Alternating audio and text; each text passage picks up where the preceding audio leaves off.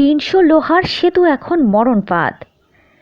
বরগুনার স্থানীয় সরকার প্রকৌশল অধিদপ্তরের হালকা যান চলাচল প্রকল্পের আওতায় নির্মিত প্রায় ৩০০ লোহার সেতু সংস্কারের অভাবে এখন মরণফাঁদে পরিণত হয়েছে। সংশ্লিষ্ট কর্তৃপক্ষ বলছেন, ২০০৫ সালে প্রকল্পটি বন্ধ হয়ে যাবার পর এইসব সেতুর কোনো রক্ষণাবেক্ষণ হয়নি। বর্তমানে অধিকাংশ সেতু মানুষ পারাপারে অনুপযোগী হয়ে আছে। কোথাও কোথাও স্থানীয়রা বাঁশ কাঠ দিয়ে কোনো মতে চলাচল করলেও এসব সেতু দিয়ে চলাচলে প্রায়ই ঘটছে নানা দুর্ঘটনা। প্রায় ২০ বছর আগে তালতলীর করইবাড়িয়া ইউপির সানুর বাজারে বেহালা খালের ওপর একটি সেতু নির্মাণ করা হয়। ৮ বছর আগে সেতুটি ভেঙে চলাচল অনুপযোগী হয়ে যায়। পরে স্থানীয়রা কাঠ বাঁশ দিয়ে সাঁকো তৈরি করে পারাপার হচ্ছে। স্থানীয়দের দাবি, ভাঙা সেতু দিয়ে অ্যাম্বুলেন্স পার না হতে পারায় সেতুর সংলগ্ন সাঁকোতে প্রকাশ্যে সন্তান প্রসব করেছেন এক প্রসূতি। সাঁকো দিয়ে এরই মধ্যে খালে পড়ে আহত হয়েছেন শিশুসহ অনেকে।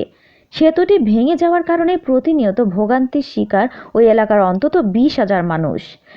বেহেলা গ্রামের নির্মল হাওলাদার বলেন, ব্রিজ ভাঙা থাকার কারণে অ্যাম্বুলেন্স গ্রামে ঢুকতে পারে না। আমাদের বেহেলা গ্রামে ৪-৫ জন প্রসূতি নারীর বাচ্চা প্রসব হয়েছে ট্রলারে বসে। এরকম ব্রিজ আমাদের গলার কাটা। ব্রিজ না থাকলে ভালো হতো, নতুন ব্রিজ হতো হয়তো। অন্যদিকে একই উপজেলার শারিকখালী খালের ওপর একটি সেতু গত ৫ বছর আগে ভেঙে গিয়ে চলাচল অনুপযোগী হয়ে আছে। এরপর মেরামত না করায় ভোগান্তিতে আছে স্কুল, মাদ্রাসা শিক্ষার্থী সহ দুপারের কয়েক হাজার মানুষ।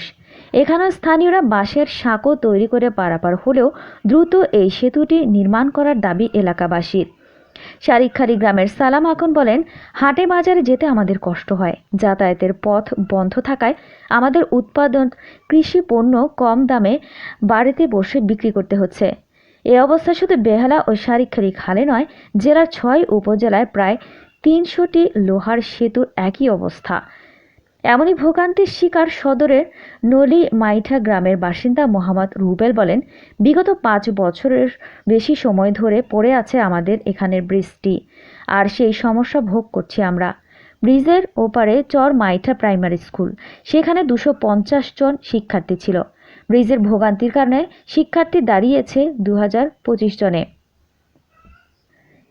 এ বিষয়ে সংশ্লিষ্ট এলজিডি কর্তৃপক্ষ কথা না বললেও ভাঙা সেতুগুলো দ্রুত মেরামতের চেষ্টা চলছে বলে জানিয়েছেন জেলা প্রশাসক ও স্থানীয় এমপি।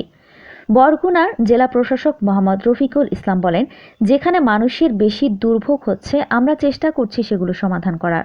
যদি জেলা পরিষদের পক্ষে কাজগুলো করা সম্ভব হয় তাদের মাধ্যমে ব্রিজগুলো মেরামত করানোর চেষ্টা করব।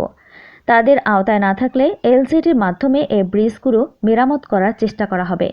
বরগুনা ১ আসনের এমপি গোলাম সরোয়ার টুকু বলেন, স্থানীয় সরকার প্রকৌশলী প্রধানের সঙ্গে কথা হয়েছে এবং আমার ধারণা খুব দ্রুত সময়ের মধ্যে যতগুলো ব্রিজ সম্পন্ন করা যায় তারা সেটা দ্রুত সময়ের মধ্যে শেষ করবেন। এরকম আরও অনেক ভিডিও পেতে নিউজ এক্সপোজার টিভির সাথেই থাকুন। চ্যানেলটি সাবস্ক্রাইব করুন এবং সাথে বেল আইকনটি বাজিয়ে দিন।